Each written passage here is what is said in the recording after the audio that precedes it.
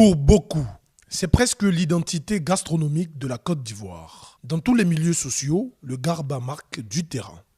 Il s'adapte, se réinvente, se pérennise dans le temps et dans l'espace, et c'est justement ce qui fait de ce mets un secteur d'investissement particulièrement rentable pour la plupart des investisseurs qui s'y lancent. Ce commerce de garba, installé depuis plusieurs années par les Nigérians, connaît un succès remarquable. L'affluence y est quasi importante toute la journée.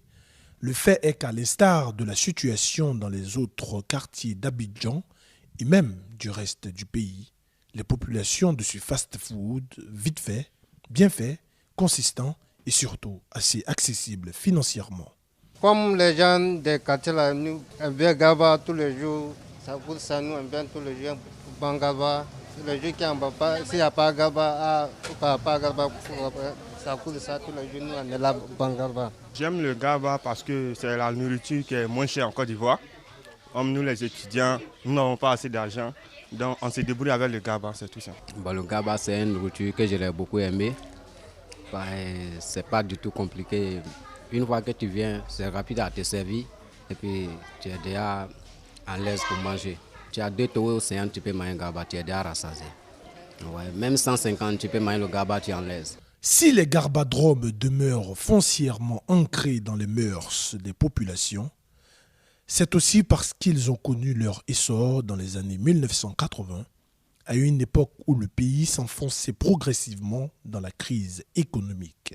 L'amaigrissement des moyens financiers a fini par sceller l'union entre les populations, surtout les jeunes, et le garba, une recette promue, selon une certaine version historique, par un ressortissant nigérien du nom de Garba. Depuis, l'activité s'est imposée, le secteur anciennement chasse gardé de promoteurs originaires de la sous-région, notamment du Niger, est aujourd'hui âprement discuté par les Ivoiriens qui en ont compris l'intérêt.